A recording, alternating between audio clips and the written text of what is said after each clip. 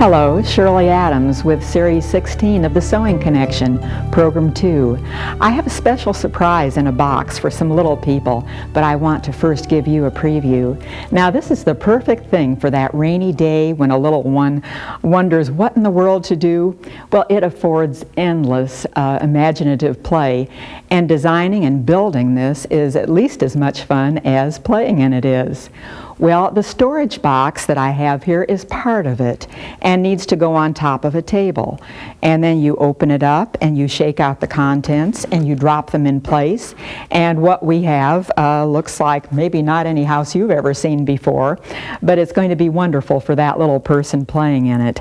Now, what I have here is a house that's partially made. Let me just put this box back on first and tell you about the box. Now, this you can get very easily. I found it in a discount store in the closet department, and it's a rectangular box. There's no sense in telling you what size because they may not have this size anymore. Any box will do is the point of it. And this is not only going to store the house when it's not being played in, so it's very efficient, but also it becomes part of the house. It's the hip roof you see on the house in back of me, and the house just stays there on top of the table, or the box does, and then the whole house goes over it. And so it just gives it a little more dimension, makes it look a little more realistic. But realism is not really what we're after. This is playtime, and so it doesn't make a bit of difference what kind of fabrics you used. And in fact, what I have used for these houses that I have here are mainly things I found in my stash, except for that quilted fabric that's on top. I bought that because I needed that quilting for the stiff fabric. Well, anyway, it all folds up and it goes inside. Now, this is just partially made, and so I'll show you what it looks like and how easy it is. Now, this one I have separate because I'm going to show you how to sew it together later. But the other houses here already have the roofs put on them because they are all in one piece, so the whole thing drops down easily. Now, this takes a little bit more time to put on just because the top is loose, the top is not on. But you can see it's just 4 walls, and then I have windows and doors cut in it. And as far as how much fabric you need for that, well, measure your card table. This is just kind of a standard size, I think, but it could be any table. You could make it over a kitchen table if you want to, in which case you'd need more fabric. But this one, the table I have here, measures about 30 inches square, and it's about 27 inches tall. So this one took about 3.5 yards, and so bigger, smaller, you decide accordingly how much you're going to need. So there are the walls. The doors and windows have already been cut. I'll show you how to do that. And then we'll put the lid back on the box, and we'll just put this roof on top. And this roof, you start out with a flat piece, of course. For this, you're probably going to need about 1.25 yards because it's just going to be a square of fabric. And most of these fabrics would be 45 inches wide, so 1.25 yards would make a good square of it. And I'm just going to put this on top, and I don't have any sewing on it yet, remember. We're seeing just a flat piece of fabric here. And I'll probably put a pin right in the middle just to hold it on the box so that nothing will move.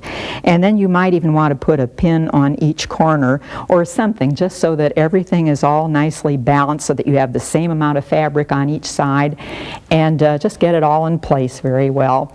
And once you have that done, take a pen and mark where those corners are so that you can't get confused when you get to the machine and sew them. So I want to know exactly where all these box corners are. Now, if you have a taller box, you of course are going to need a little bit more roof fabric, or maybe you will just need a shallower hem that I have all around the side, or maybe even need to add some sort of a trim if it's a taller box. But this box that I have works out well, and it's only, I better measure it and tell you here, it's only about, I think, 6 inches tall, a little bit less than that, so not a very big box. Maybe it doesn't even have to be one of those underbed storage boxes, just something that was delivered with a package in it. Anything will do here. Okay, once you have those corners marked, then what we need to do with this fabric is pinch up a tuck on each side, and that tuck that I have here, it's really just going to be a big dart that I have stitched in there. It's going to go right from all the points, from each point out to the point of the table here is where you'll pin a dart in. And because this fabric, this quilted fabric, is kind of stiff, it's just going to hold up real easily. You don't need anything else to stiffen it at all, so it's an easy thing to work with, really, and ease is what we're looking for here. here. This can be made very simply, or you can just go all out, pull all the stops out, and really make an elaborate little house. And if you can stop at one house, wonderful for you. I couldn't. I just kept making little houses. The little girl down the block might need one, and maybe someone else may need one. Well, anyway, you keep getting more ideas as you work on this. So make that dart first. At each corner, just pin it in so that everything fits nicely, and then go over to the sewing machine and sew in those darts, and then you'll have to bring it back to do the rest of them. Once I have the basic roof shape, and of course the hem will come later, once I have that basic shape, then I'll turn it over right side up and decide if I want any features on this at all. The other houses I didn't put anything on, but this one I decided was going to be a two-story house. And so I have these windows in the upper story here. And they're easy enough to do. The simplest way, how I did this, was just to take some notebook paper, cut out little windows like this and pin them here and there to see, do I want them this size, do I want to cut them larger, smaller? So play with some paper first and put it where you want to. And then after that I decided, okay, I wanted those to be lighted windows perhaps, so that means cut kind of a peachy or something that looks like there's a light inside the house and cut those out. Now what this was the fusible, the tear away, the peel away paper, and so this is what I peeled off, but these are fused on. There isn't as much sewing on this project really as there is fusing. So have a supply of the fusible so that you can get all that done. Well, anyway, I put these windows on, and then I have stitched around the outside here some bias tape. Now what I've used for that bias tape, or the easy way to stitch that on, is put a curve in it. And so the way you do that is just to have some steam in the iron, some water in it, and to do that pressing. Now the kinds of bias tape that I've used on these little houses are of a couple of varieties. This one that I'm going to use around the window is simply flat bias tape, and here's a package of it that I just covered up. This is just flat bias tape. It's the single fold that just folds over once to the back side. That's what I put just to cover up the raw edges after I had the window fused on.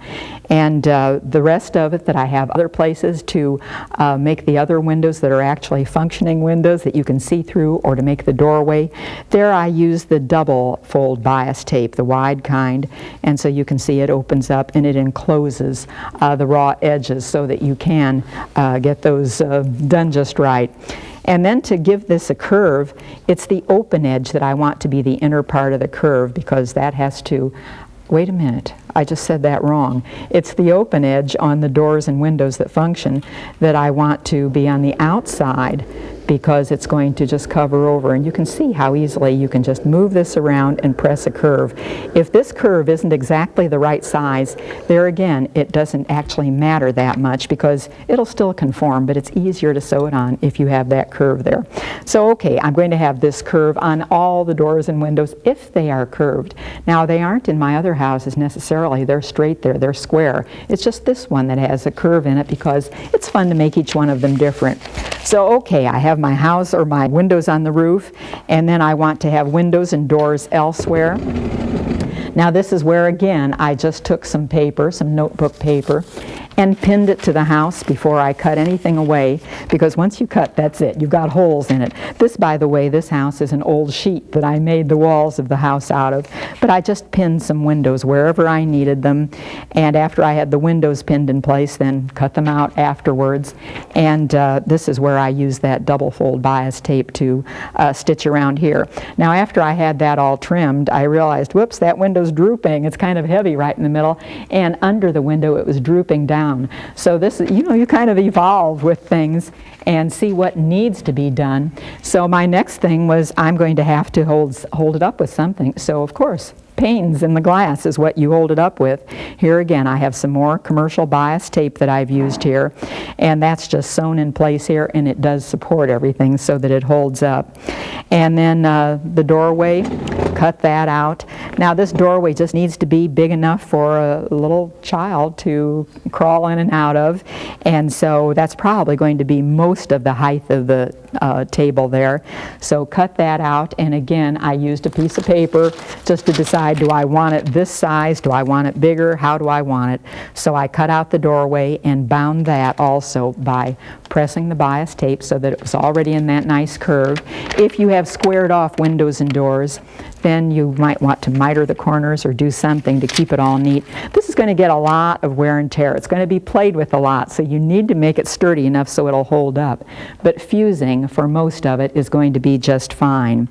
And after you get all that bound, then you might want to also do something decorative like window boxes or flowers, or maybe a garden growing under the window, or whatever you think of.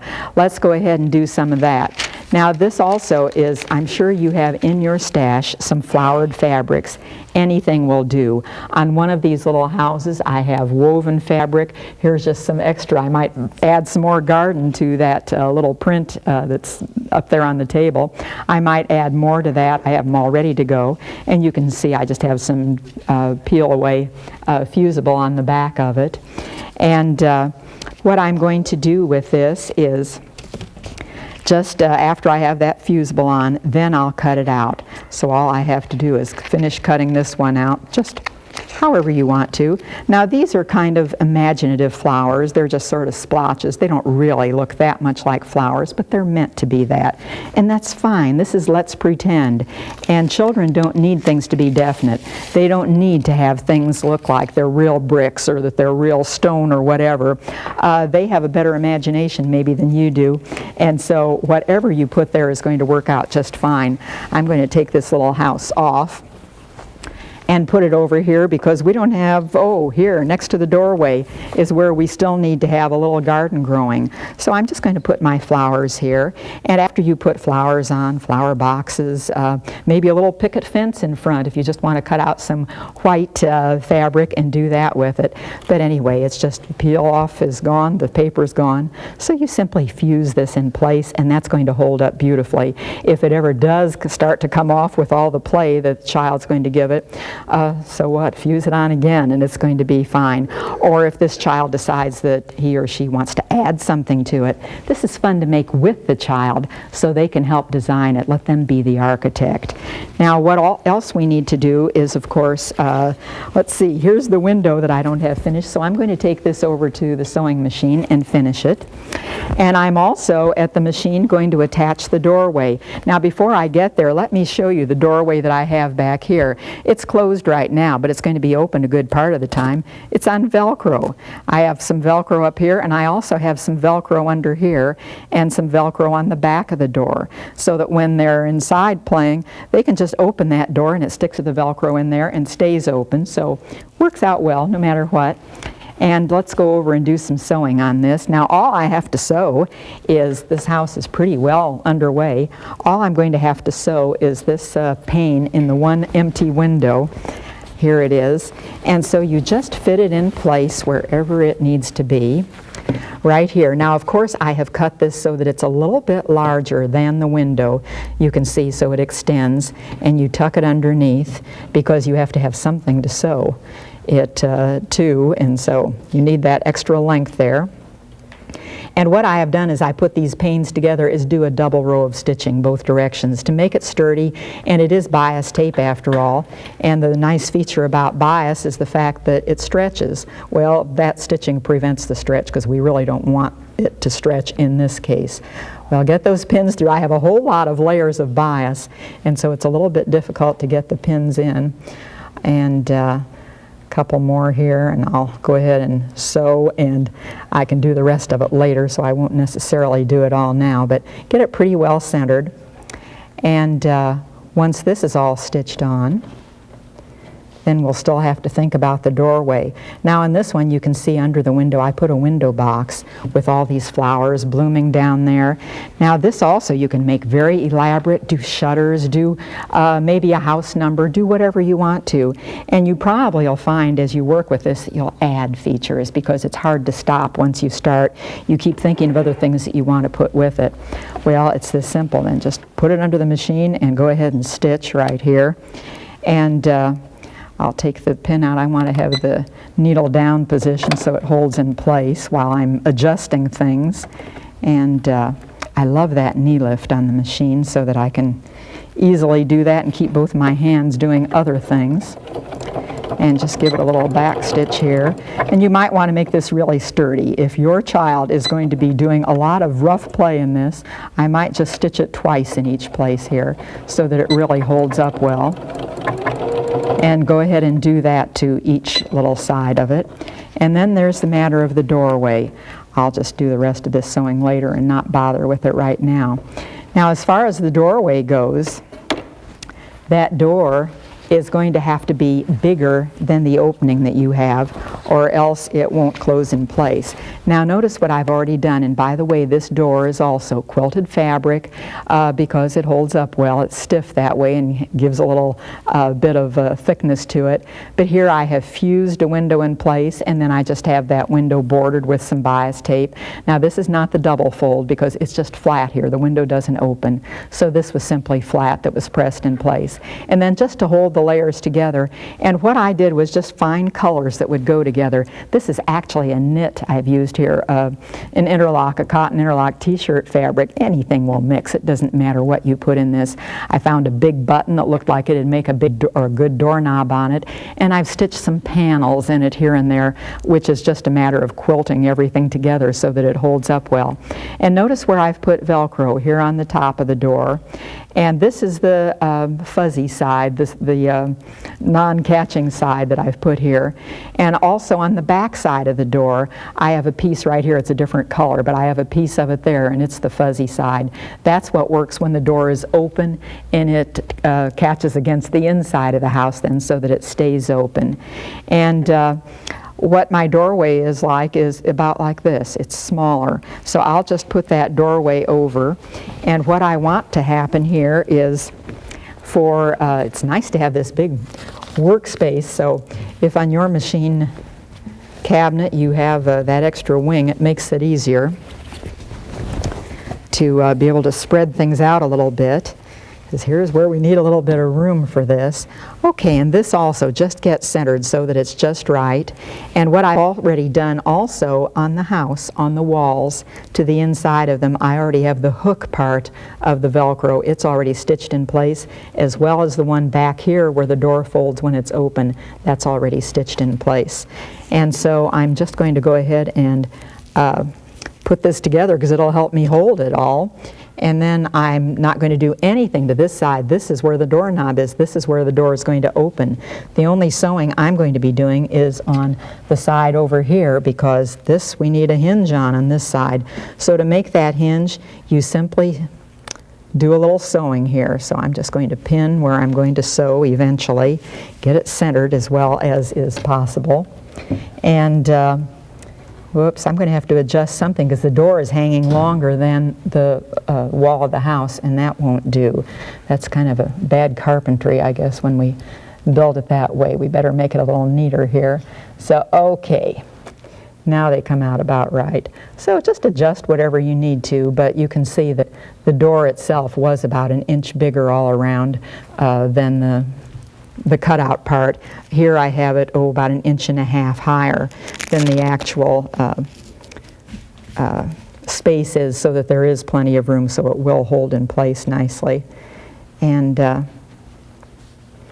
once we have that in place, and this curved door might not function as easily as a straight line door where everything is all squared off, but it doesn't make that much difference really. It'll work well regardless.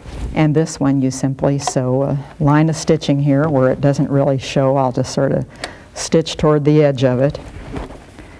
And once I have that going, and let's do a little back stitch here to hold it, and pull out the pins as we come to them.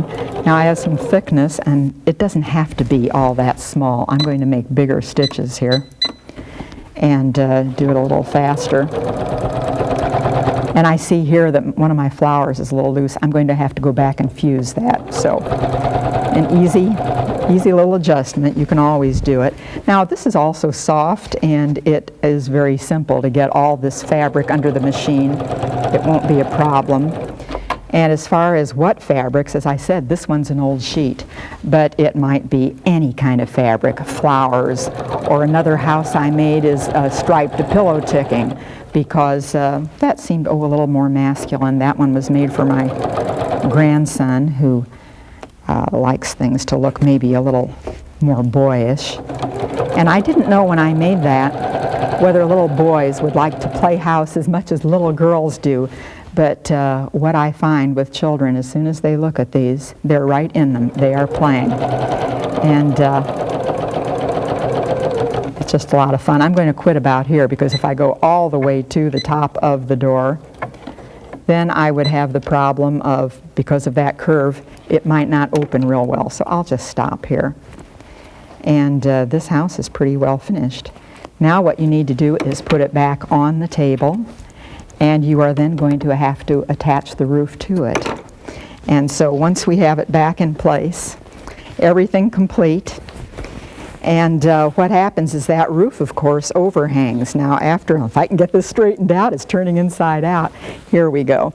Okay, now that roof has a little overhang, and you hem it up so that it does have an overhang, but just whatever you want it to. You can see where I hemmed it up. I did a zigzag stitch there just to make it a little bit softer. And let me get this on. Whoops. It's not a bad idea to put a little tape here and there while you're trying to adjust it all. And if I didn't have the roof on already, it would be easier to get the house back in place, but I think I can do it regardless. Okay, and once we have this house all down in place, then what I do to get the roof on is just put pins all the way around it. And the way it overlaps here, and be sure you pull it up high enough so that it's not dragging on the floor. And then just put pins in right where it folds over. It's so simple to just put pins that hold it in place, that go through both layers. And I can't see what's happening in front very easily here, so I'm not sure. I'll have to repin this before I actually sew it. And I'm not sure if I have it too short or too long or where. But anyway, put pins like this all along. And then you can pick up the whole thing and take it back to the machine and just stitch that around. And the house is finished. It's that easy. Now, this just allows plenty of room for you to do a little creating, and I think that children might like to help you do this instead of doing it alone and just presenting it to them later. Now, what other kind of fabrics you can use? Well, they're endless.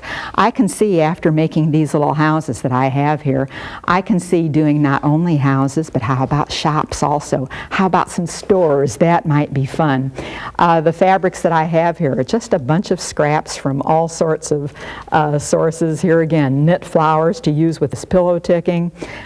Anything will do. I found another fabric here that has a whole lot of houses and shops on it.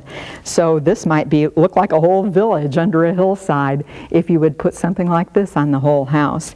My daughter came to visit and saw these things as her children were playing it, and she said, "Mom, I recognize those ancient card tables. I think they're the same ones I played in when I was little.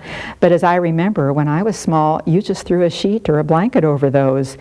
What gives here?"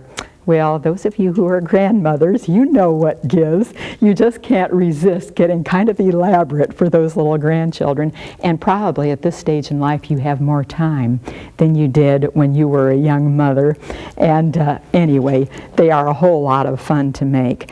Now, as far as if they get played with so much that they do come off, then instead of just appliquing them on with the fusible, you can at any point go back and sew it. At any point, you can add more features to it. Maybe they're ready to play right now, so you do it quickly, and then just later you can add whatever it is that you want to it. You might also think of adding such things as a house number, or do something a little more elaborate, just whatever it is you would like to do. Well, let's just see how kids react to them, because they are going to have fun playing in them, inside or out in the yard for that matter. Big buttons make great doorknobs on these houses, but sometimes there are no commercial buttons available for a particular garment. Next time we'll just design a bunch of buttons on our own. Come back and join me then.